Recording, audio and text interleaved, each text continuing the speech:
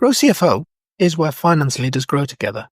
Join thousands of like-minded professionals using Grow CFO to access the combined knowledge and experience of the finance leader community. You can join us today at growcfo.net.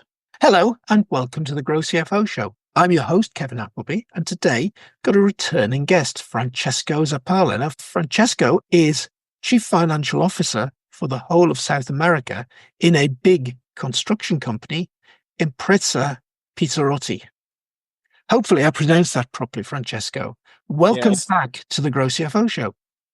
Hi, Kevin. Thank you very much for having me again. This is a pleasure. The pronouncing was just perfect. Oh, excellent, excellent. But Francesco, reason that we've brought you back onto the show is to give us a CFO's view, in particular, CFO in big corporate view on using AI and getting AI out into the workplace for people to use it in general. I know you've presented some webinars recently on that subject. So, Francesco, what's your view on AI and the impact it's going to have on finance? Well, the impact it will have on finance is huge. Of course, it has an impact not only on our professional lives, but also our personal lives, as I think everybody we're experiencing. And it will probably change the shape and the organization of the finance department itself. So changing the tasks and also how we create value within the department.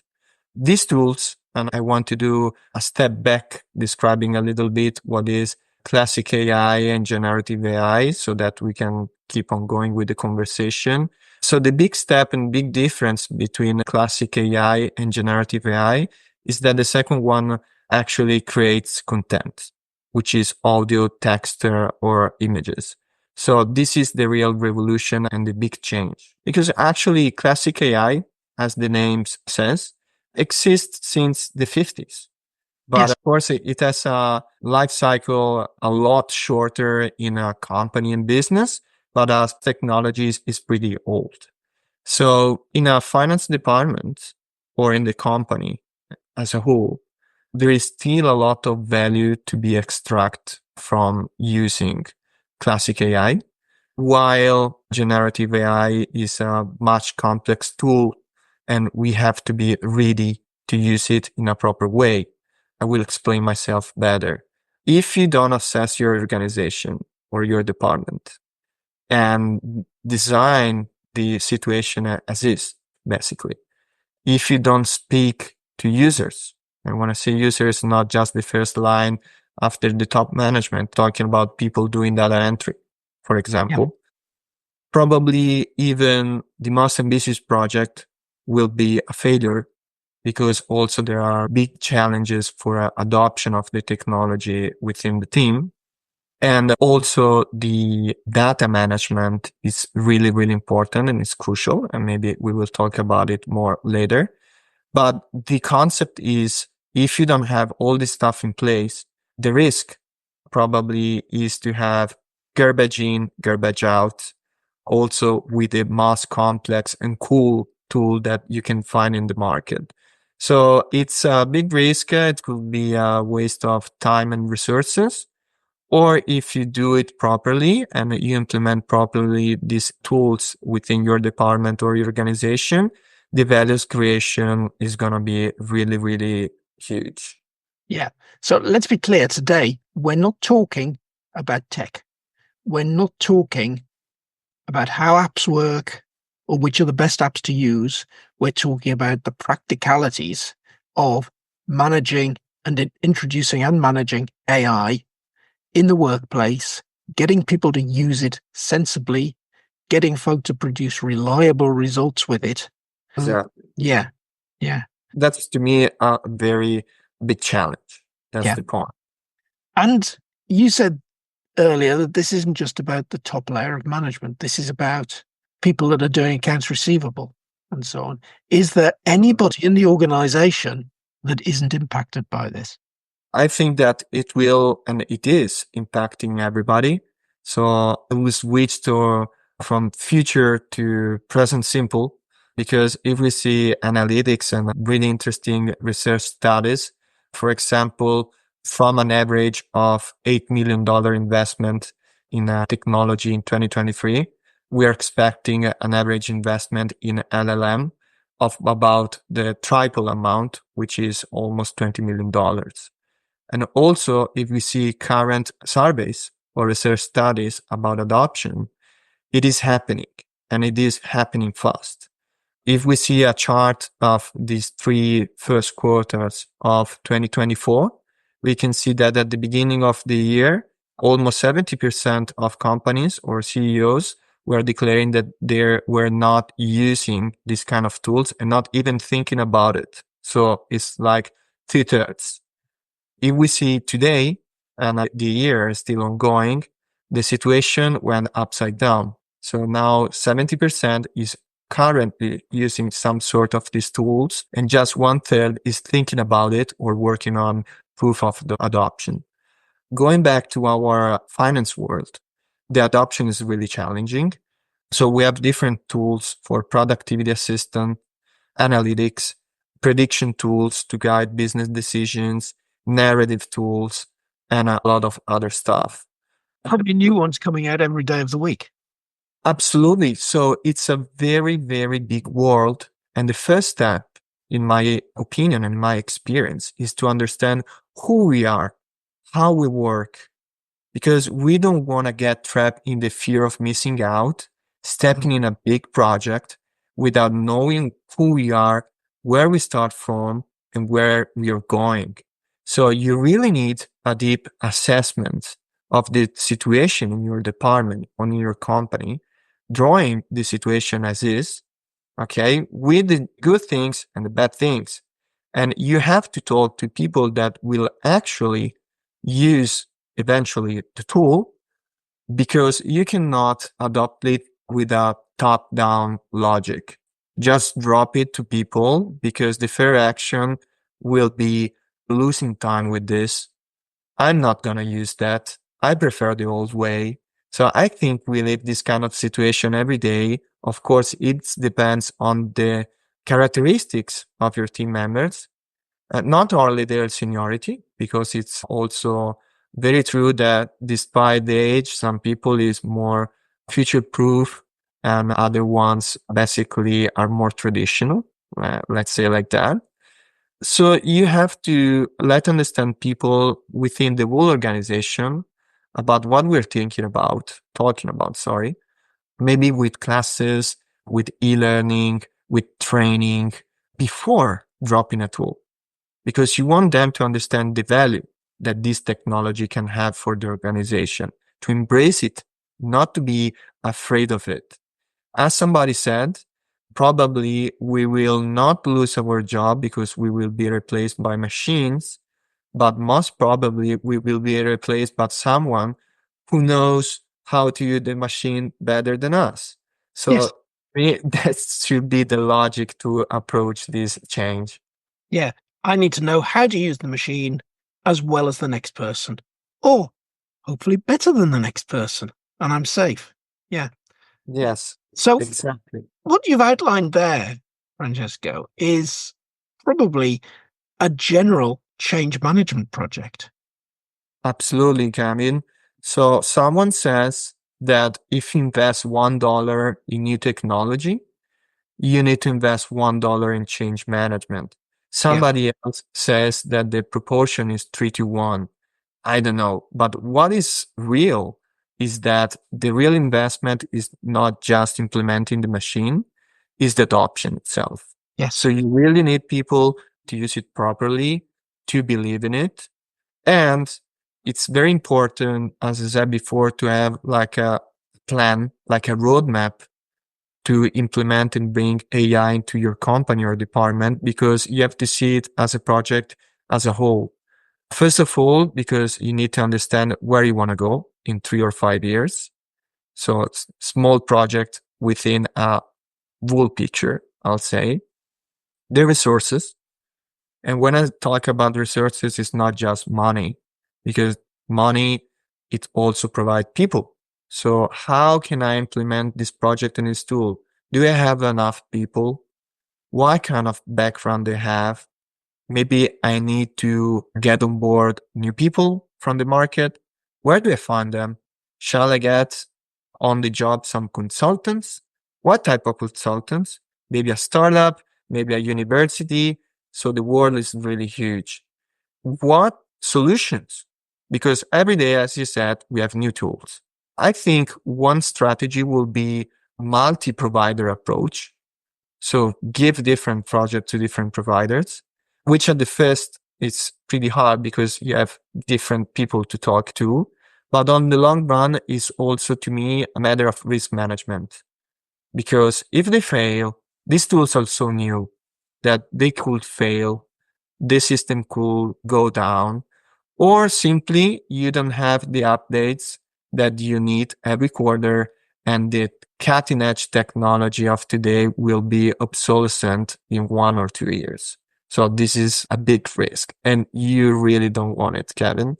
Yeah, I remember Adam Shilton did a session at Global Finance Summit back in May talking about the AI tools that were new to the scene then. At that point, I think Copilot was very new. And one of the things that Adam said then is AI will never be as bad as it is today. Yeah. That's an interesting way of thinking about what's going to change. We're at the toddler learning how to walk stage at the moment with AI. When that toddler gets to the position it can run, it is going to be phenomenal. Yeah, absolutely. Absolutely. So talking about change management, as I said, it cannot be a top-down activity or project. You have to talk to people who will actually use the tool. Also because they can give you really good feedback. I mean, I'm a CFO. I don't have the arrogance to say that I can do my colleague's job even better because it's not true. I'm not that in operations. So who better than them can give me advice of what is good or what is bad for the department or the organization itself? So you have to include them. First of all, because they add value to the project. And second, because they will be way more open to adopt the solution. So inclusive, I think it's the way. But still, Kevin, I feel that we need a change management in the top management itself. I'm going to explain myself better. There is a really interesting research, data research, which tells us what kind of tools are mostly used currently in organizations. And it's interesting, but not surprising, that most of the most used tools they used to say internal facing. So like text summarization, knowledge management, routine task automation, and stuff like that. What is less used is external facing. It's external facing solutions like chatbots or narratives, tools, and stuff like that, which is not surprising because you start using that within your organization and in that kind of environment, let's say. But then if you cross it with a really interesting metrics by McKinsey, they're really good with metrics. These guys try to cross for every tool in finance, real value added to the organization or the department, and how much it is difficult to implement the tool itself. And turns out that in the upper right quadrant, so the easiest solution with the most value added are narrative and predictive tools, which are the less used. So this is interesting. And I try to ask myself, why is that? Why is that? I mean, you or me, what do? We spend less money and effort for the best result. I mean, that should be logical, you know? Yeah. And still, it seems that it's not happening. And I think because going back to the top management, there is still a bias when we look at AI or finance automation tools. So they drop solutions which are external facing. For instance, if you use a narrative tool, they create the narrative. So they write a note of the financial statement for you, for example, or a statement for the investor relation department or stuff like that. And there is a bias, or management can be really skeptical about it because this information goes out of the perimeter of the organization. So Yeah. they think, is this going to work? Is it reliable? Are we showing this to banks, to investors, to the market, to every kind of stakeholders? Do we really want to do that? So they're not accelerating on that kind of tools because they're skeptical, or maybe they're afraid to give this kind of automated information out of the company. The thought that they are in very senior positions because of their own abilities. Exactly. And therefore, isn't it that should be used rather than some machine making those value judgments for them? Yes, exactly. And another example of that, it's the predicting tools. Yes. Because you use predicting tools, for example, to build your cash flow or your budget forecast or whatever it is. And it helps you to put in that, for example, cash flow, some items on elements that on a human base you will not have. Gonna explain myself better. You will need an army of analysts to include in your cash flow the prediction of interest rates, Yes. or currencies, Yes. or risks, or prediction of what your competitors are going to do.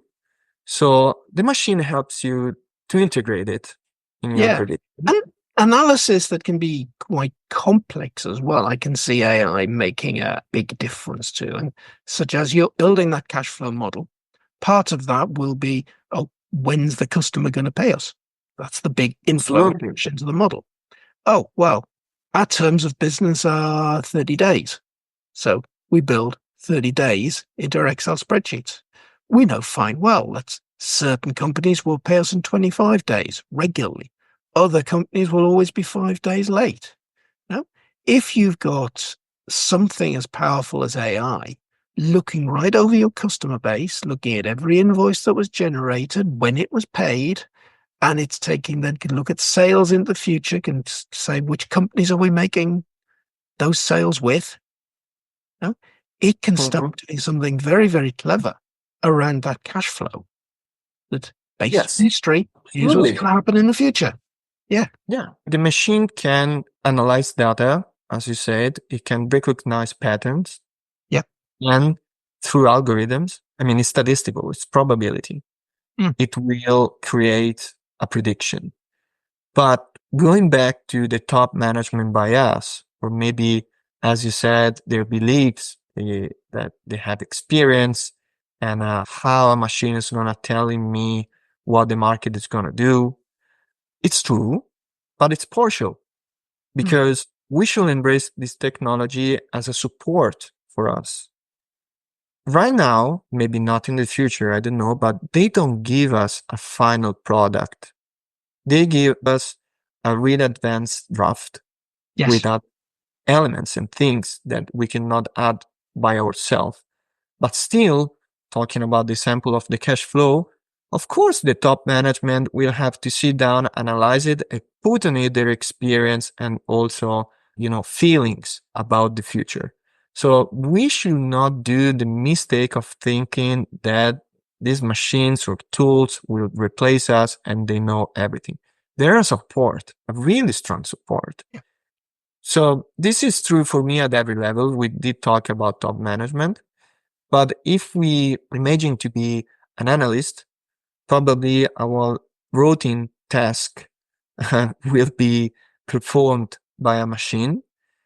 And not always, but most probably, we have to think that as an opportunity to allocate that time of our work and of our working hours to more valuable activities, Yeah, we want to get rid of the routine transactional things and instead replace them with value-adding activities. Yeah.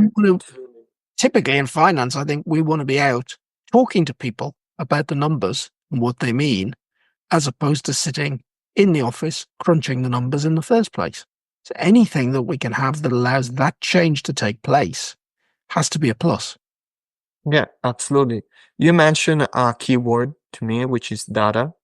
Yeah.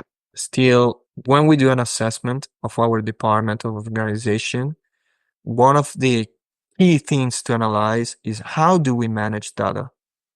I mean, this is what will feel and will be the fuel for our systems. So we have to handle data as a commodity at the end of the day. Somebody says that data is the new oil, is the oil of the new century. I think this is a nice definition, but it is not enough because oil could be in a given quantity, while data quantity and quality is increasing every day. So we will have more and more data every minute we talk. So how do we manage it?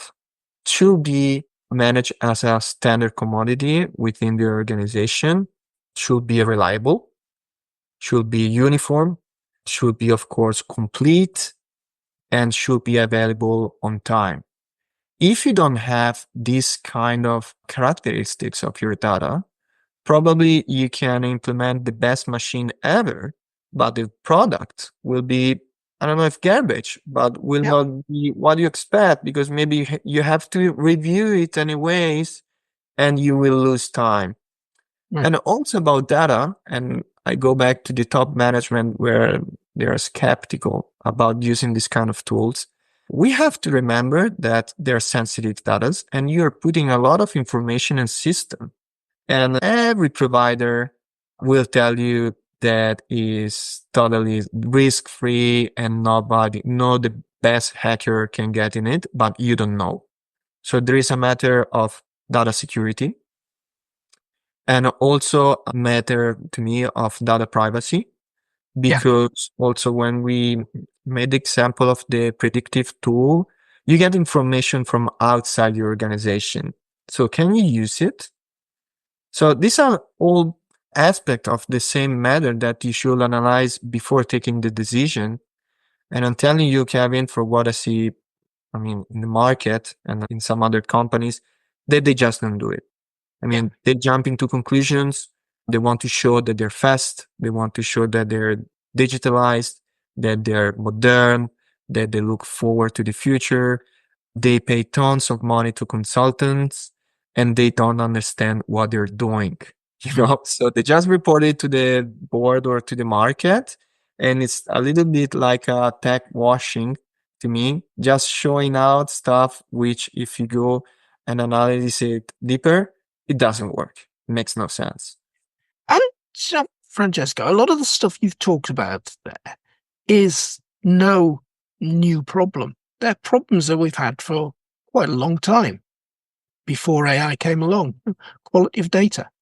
I remember, gosh, it's over nearly 15 years ago. I worked for about 18 months for London 2012, the Olympic Games. This was a long time before 2012. It was 2008. And you like this because it was a massive construction project. And we had all of the UK and European providers building things on the site. Now, we'd made lots and lots of promises in bidding for the games. The Mayor of London had made promises on top of those that had been given to the International Olympic Committee. And we had to have a way of demonstrating we were delivering on those promises, and also had to have a way of making sure the right information got in the media and information. So my job for 18 months was running the Olympic Games performance management system. And the idea was, we've got a lot of data here. How do we make sure we've only got one version of the truth? Yeah. It comes back to that. And it also came back to the fact that, look, in collecting this data, people are going to ask questions. Like one of the promises was jobs for local people. Okay, so we've got to record now who's working on the Olympic Park, where do they live? So we're starting to take personal data into systems and crunch it. So suddenly we've got this huge data privacy issue. How do we make sure this thing is private? How do we make sure that people can't get a hold of this information? And in that case, this was all in normal computing systems on old-fashioned networks. But now we're talking about cloud computing. We're talking about all of the AI providers crunching stuff in the cloud. And yes, of course it can be hacked. I don't think there's a system on this planet that's hack-proof. So how do we evaluate all of that? How do we evaluate where our sensitive data is going? And how do we make sure it's safe? Yeah. There's a real challenge there. Yeah, that's some big matter. So to me, one of the approach of this matter is, first of all, includes this matter in your risk management plan. I mean, you have to treat it like a strategic threat. Yeah. Well, just not an operational issue. If the system goes down, if one of the systems goes down, I mean, it's a strategic threat. Then you have, I think, to try and mitigate that risk. So as I mentioned before, a part of obsolescence, use different systems from different providers, probably also with different technologies, because you don't want to put all your eggs in the same basket, as we used to say, you know? It is true for obsolescence. It's also for a data breach.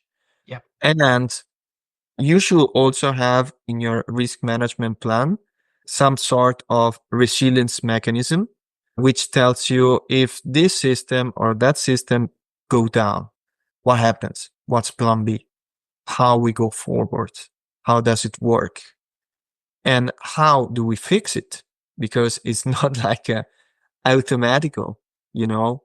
So I insist you cannot be in a FOMO situation without considering all this stuff, because you can do more damages than benefits to the organization. But on the other side, I reckon that you cannot even stay in the joy of missing out, like hyper analyzing everything, looking for the perfect solution, because the perfect solution doesn't exist. I mean, there are a bunch of tools outside in the market, every day, new tools. And So I've learned very quickly to yeah, ask a few questions like, does your system, your AI system, take my information, my data to train its model? If the yeah, answer is yes, I'm going to have to be very wary what it's doing, because is that information confidential anymore? So things that are in the public domain, that's fine. Things that aren't in the public domain, you've got to be very careful. So for instance, if I'm uploading to make a bot, say in ChatGPT, I'd be very careful because ChatGPT will use my stuff to teach its model. But if I try to do the same thing in, say, Claude says it doesn't. So I'd be much more likely to use a Claude solution if I want to build a bot to do something than a ChatGPT one. So you've got to be very cognizant very careful. of that sort of thing. Yeah, absolutely. Very careful, and probably depending on the hierarchy and the level of the organization, your input will be really sensitive information. I mean, it's a matter of competitive advantage. Not only hackers, but okay, I don't want to imagine it, but who knows that maybe competitors are trying to dig information from your systems because maybe they have access to that, as you said in ChatGPT. What if there is a data breach? Or simply one of these providers sells information or trains your systems, just letting you know that the source are other competitors. Okay. So maybe you are in a legal perimeter, but still it's a big damage or will be a big damage for your organization. But still the perfect solution doesn't exist, Kevin. So to me, every CFO or every CEO or CEO must look for the perfect fit solution to your needs, to your organization as is, and to the goals that you want to achieve. So don't stay there and get in the trap of paralysis by analysis, because the perfect solution doesn't exist. At one point, somebody will have to take responsibility for the decision, and it's also another matter. But we have to start from somewhere, because the gap will be too big with new technologies or competitors. And the risk is to be cut out of the race. Okay. Exactly. And So you can't sit there doing nothing, because a lot of these tools are very easily available to individuals. So you're sitting there making a decision. Are we going to use ChatGPT, Claude, whatever? While no, the staff, while you're making the decision, are probably going off and using one of those anyway. Yeah, absolutely. Yeah. Absolutely. Of course, you need people who knows about it, like consultants, a little bit of consultants, but you need basic knowledge yourself or your team to know what are the goals and where we are approaching. I mean, just don't buy a project as is. And still every day there is a new opportunity to me because, for example, you apply one tool in your finance department. We did talk about reporting, for example, and narrative tools. So you have, in my opinion, to analyze the life cycle of the process. Because do you want to put a tool in a process that already exists? So in a retrofitted way, and maybe you also have to change the process to make it fit with the tool. There are opportunities every day because you have maybe a new process and you can include the AI tool by design, which is way easier in a technical way to build it and also to adopt it. And I don't know, maybe for instance, big opportunity, which to many is big work, is CSRD, the new corporate responsibility active by the UE, all the reporting terms of sustainability, etc. And you have to build it from scratch. So why not taking the opportunity to build it integrated with an AI tool, for instance? Exactly. But what we're talking about there, again, Francesco, is nothing particularly new. I remember a company that I worked for implemented SAP. Now, that company had grown by acquisition. And every time it acquired a company, it simply told the company to get on and keep doing what it was doing because it did it well, which would have been great if it was just for their front office, but they did it for their back office as well, which meant that they had 9 different finance functions, 9 different HR functions.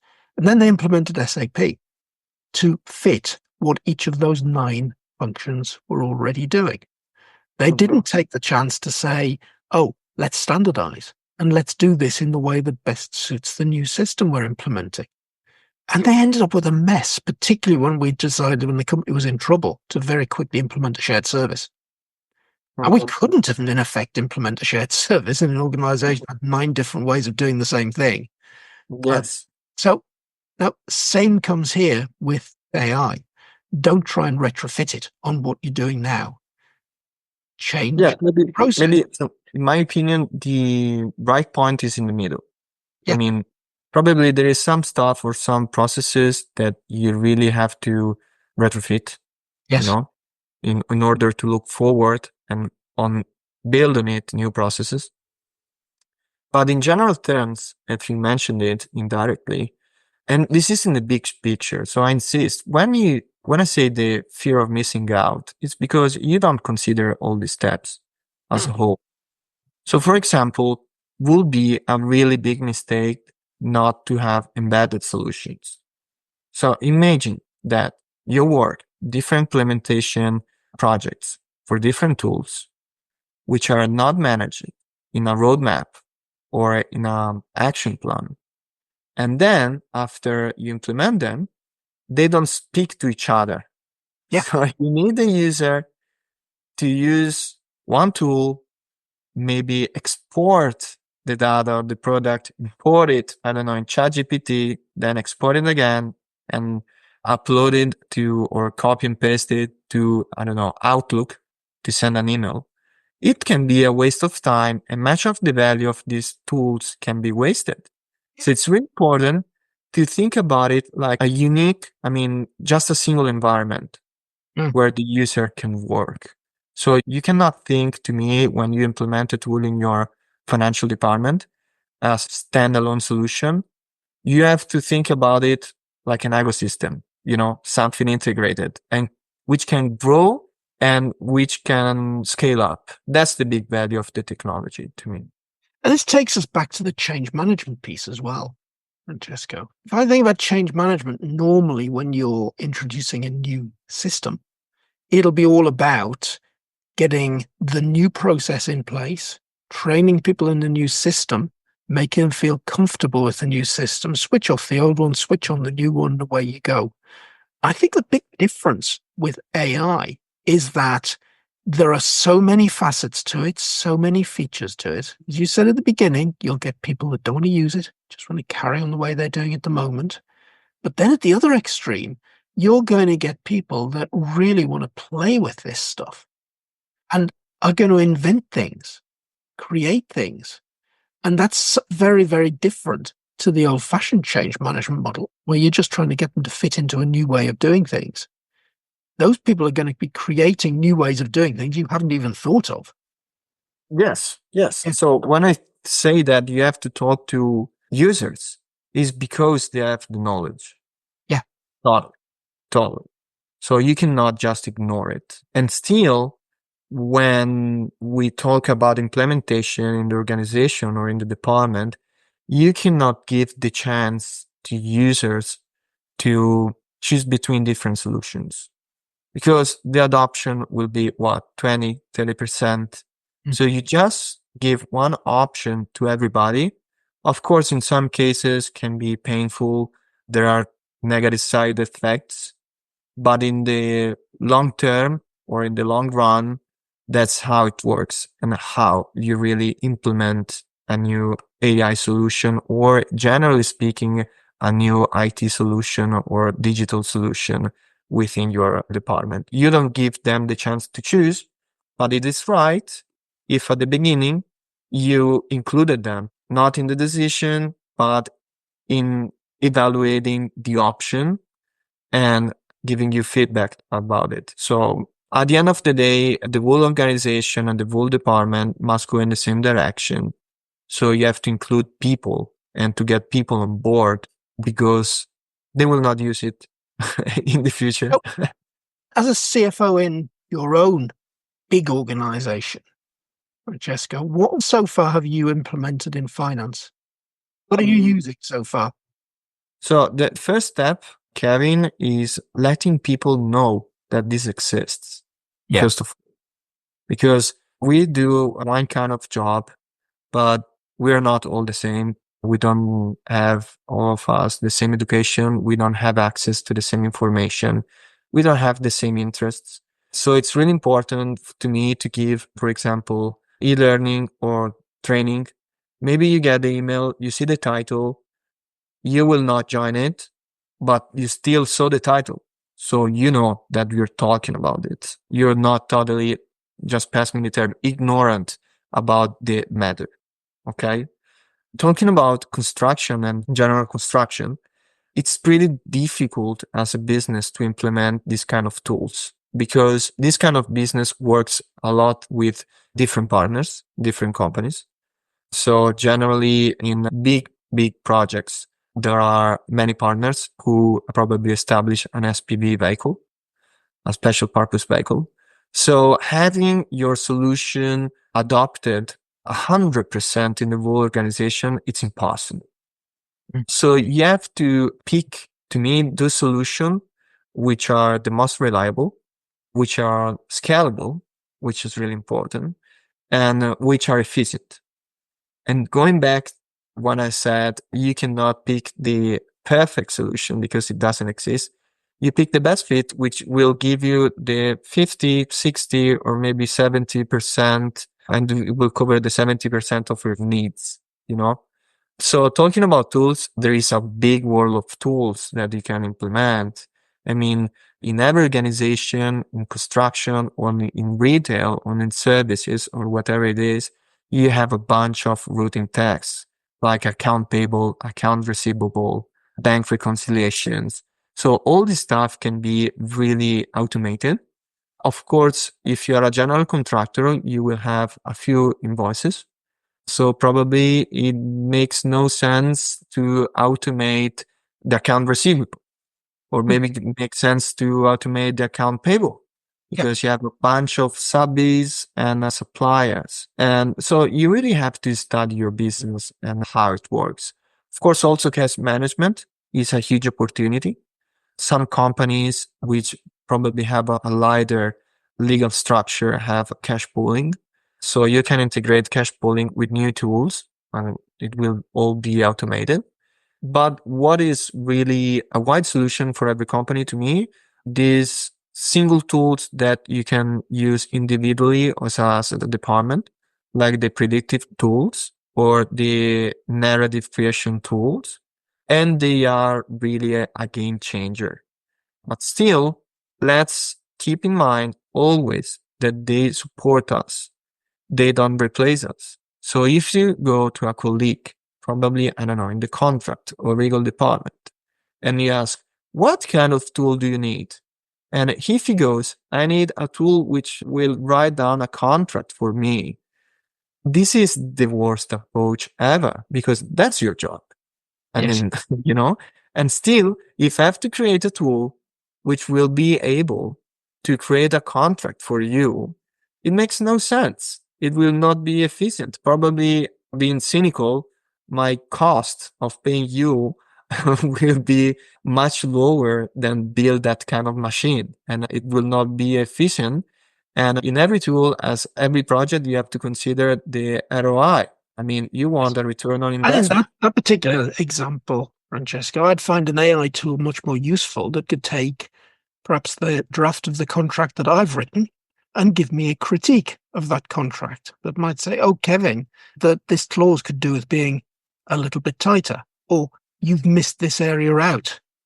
Yes, absolutely. Or if you talk about documentation to analyze, probably, pass me the term, you can get rid of a junior financial analyst of intern.